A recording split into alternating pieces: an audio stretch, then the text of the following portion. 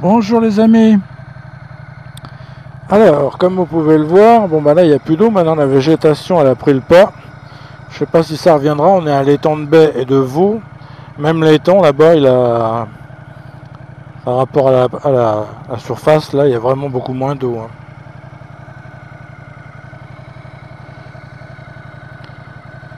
Bon, allez, on va repartir. Alors je vais pas par là parce que vous voyez le gravier là, c'est pas pour moi.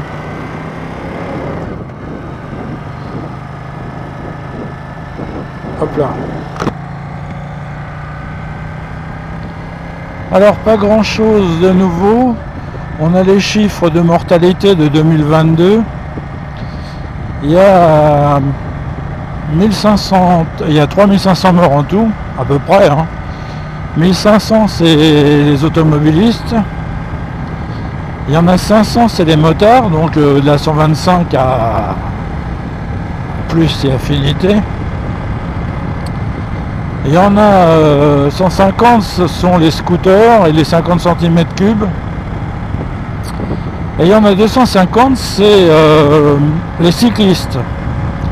Comme quoi, il y a eu une hécatombe dans ce domaine. Bah, évidemment, il y a de plus en plus de vélos, donc il y a de plus en plus de tués. Surtout que, vous voyez, là, on vient de voir un cycliste. Bon, là, il se balade sur des petites routes, ça va, mais bon, des fois, ils sont sur des grands axes. Et comme il y en a qui arrivent vite et que ils tiennent pas vraiment à freiner, donc c'est où le cycliste qui se fait éjecter. En plus du fait que des fois, en sortie de virage, ben voilà, il y a des groupes de cyclistes. Alors c'est pas toujours la faute du cycliste, bien sûr, mais enfin, il y a des fois c'est inévitable. Ça me rappelle quand j'avais 20 ans et que j'allais à Rungis, où c'était le circuit fou.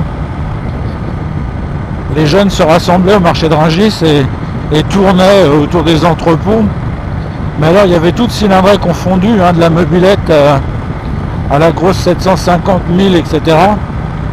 Et alors là, il y avait des accidents pas possibles parce que il y avait évidemment des différences de trajectoire entre une grosse cylindrée et un scooter, enfin un scooter, parce qu'à l'époque c'était des vélomoteurs. Et là c'est pareil sur la route. Je ramène mon casque qui fait un bruit d'enfer.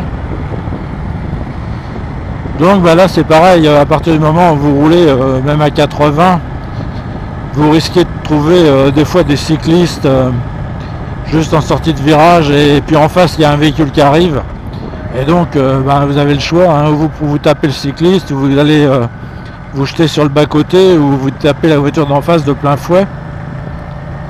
Je parle même pas des croisements avec les camions, parce que même les camions ont ce problème. Enfin on plafonne toujours à 3500 morts.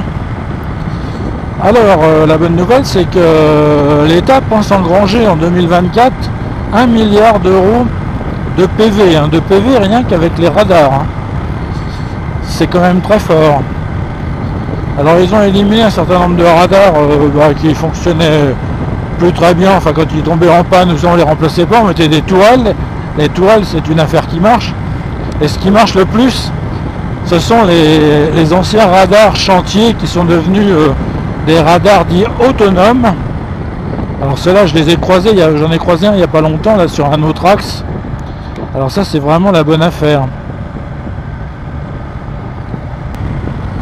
Ouais, donc avoir déjà des prévisions de rentabilité sur des radars, il fallait déjà le faire ça quand même. Et après on vous dira non mais c'est pas pour remplir les caisses. Enfin bon, sachant qu'il y a je crois 600 millions qui serviront au désendettement de l'État. Enfin bon, 600 millions quand on a 3000 milliards, on n'est pas sorti de l'auberge. Surtout que ça va permettre de s'endetter un peu plus, parce que bon, l'État fera des emprunts supplémentaires, c'est sûr, donc finalement on se désendette de rien du tout, quoi. Ah bah on est secoué. Ah bah là, tout a brûlé. Vous n'arrivez pas à la vendre, brûlez-la. Alors je vous ai pas dit, mais j'ai atteint les 4042 km là. En 5 mois, bon ça fait à peu près 800 km par mois. Mais bon, ça va se calmer avec l'hiver parce que là, comme vous pouvez le voir, on a un temps exceptionnel. Il fait 22 degrés pour un 8 octobre. C'est un peu vraiment exceptionnel. Alors, je parlerai pas de réchauffement climatique parce que j'ai connu ça il y a 30 ou 40 ans.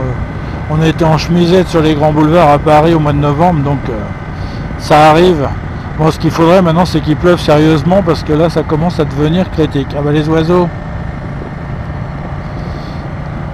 Et puis, si les températures remontent, ben, les bourgeons, ils vont commencer à ressortir.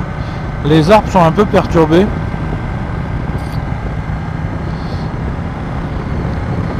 Oui, on peut parler de nature aussi sur cette chaîne, c'est pas interdit, hein.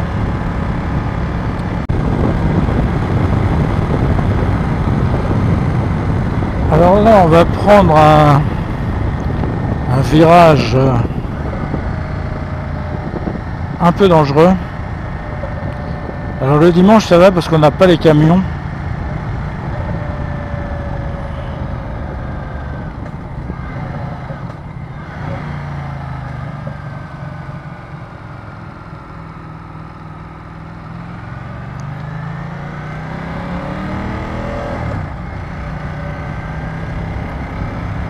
C'est mignon par là.